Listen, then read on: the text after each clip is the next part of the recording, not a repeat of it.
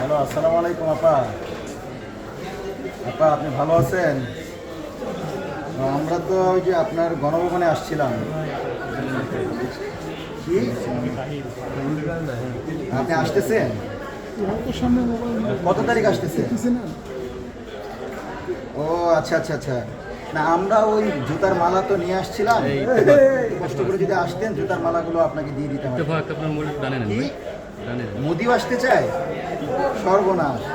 তাহলে দুলাভাইয়ের জন্য কি তাহলে আমরা আরেকটা মালা তৈরি করবো? আচ্ছা আচ্ছা আচ্ছা। না, এখানে সাংবাদিকরাও আছেন আর কি, ওই লিঙ্ক টিঙ্ক না কি না শুনলাম আর কি, যে আপনি নাকি এখানে। ও আচ্ছা আচ্ছা, আর ব্যাপার না আপা। আপা তাহলে আপনি ঠুস করে ঢুকে যান, ঢুকে যান। ও ভয় পাচ্ছেন? না না, ওই যে শাপলা হত্যাকাণ্ড ঘটাইলেন না আপনি, ওই শাপলার পরিবারগুলো তো দাঁড়ায় আছে জুতা নিয়ে। না, পিলখানার ওই যে ওই দেশপ্রেমিক সেনাবাহিনীগুলো অস্ত্র নিয়ে আছে আর কি। আপনি আসলে আপনার ওই যে কাওয়া কাদের ছিল, কামাল ছিল, সাদ্দাম ইনান ছিল না, ওদের নাকি সব ছিঁড়া ফেলে ফেলবে আর কি। আরে না, তারেক রহমান কি করবে? আপনি আসেন, আপনি তারেক রহমানের ভয় পান? আপনি না পদ্মাতে ফেলে দিবেন ওদেরকে? না, এখন খুশ করে ফেলা লাগবে না। আপনি আসলে আমরা সবাই আপনাকে নিয়ে পদ্মার পারে যাব। আরে না না, আপনি কোনো চিন্তাই করবেন না। আপনি 16 বছর মানুষের রক্ত যেভাবে খেয়েছেন, আপনি আসার পর আমরা মানে বেশি আপনাকে কষ্ট দিব না, শুধু জুতার মালা পরিয়ে ফাঁসির সেল পর্যন্ত নিয়ে যাব, এবং ওই শাহবাগে নাকি মানে ফাঁসি দিলে জনগণ খুশি হবে আর কি। একা ফাঁসিতে উঠবেন না, ও রয়ের প্রধানকে নাকি পাঠাইছেন। ও রয়ের প্রধান কি কার সাথে কথা বলে আসছে? কি সরকারি দলে পাঠাইছে নাকি? তারাই আমন্ত্রণ দিছে? সর্বনাশ। তাহলে আপা এখন রয়ের প্রধান কেন আসছে আপা? ও আচ্ছা আচ্ছা, তাহলে শুনেন আপা, যেহেতু এসে গেছে, আপনিও চলে আসেন। আমরা ওই যে রশি টসি নিয়ে জুতার মালা নিয়ে আসি, আপনাকে ফাঁসির দড়িতে ঝুলিয়ে দেবো। না, এইবার আসলে আপা ওগুলোও থাকবে না।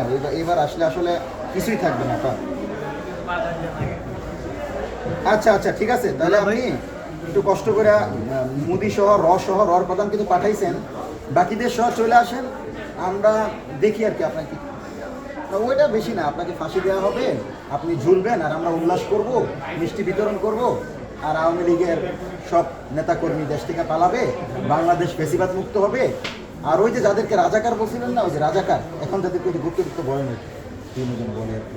তো আমরা সবাই একসাথে থাকবো আর কি, যারা বাংলাদেশপন্থী, মুক্তিযুদ্ধ 24-কে যারা প্রকৃত অর্থে ধারণ করে। আপনার বাপ তো একটা মজুর গুন্ডা ছিল না, ওই যে চশমা যে হারায় ফেলছিল, কোথায়? চশমা রেখে চলে আসে নারায়ণগঞ্জে। তো এই যে আপনারা বিভিন্ন জায়গায় কাজকর্ম করে চশমাও রেখে আসেন যেগুলো। যাই হোক, তাহলে মুজিববাদের তো কবর রচনা হয়ে গেল। আপনি আসলে আপনার ফাঁসি দেওয়া স্বাধীন সার্বভৌম নতুন বাংলাদেশ পাবো, এবং আবু সাইদ ওয়াসিম মুগদের নতুন বাংলাদেশ পাবো। তো ঠিক আছে, খুনি, স্বৈরাচারী এবং তুই তো একটা গণহত্যাকারী, তুই চলে আস, তাহলে ফাঁসির দড়িতে ঝুলাবে, সরকার সেই অপেক্ষায় আছে। ঠিক আছে, তোর বাপ রয়ের প্রধানকে বাংলাদেশের জনগণ যদি প্রকাশ্যে দেখতো, তাহলে কি পরিণতি করতো সেটা কল্পনা করতে পারতেছিস না। তো যাই হোক, রটো দিয়া লাভ নাই, মুদিরে সহ দ্রুত চলে আস, ফাঁসির দড়িতে ঝুলাবো। ঠিক আছে আপা? ওকে ওকে, ঠিক আছে আপা। আপা আপনার ওই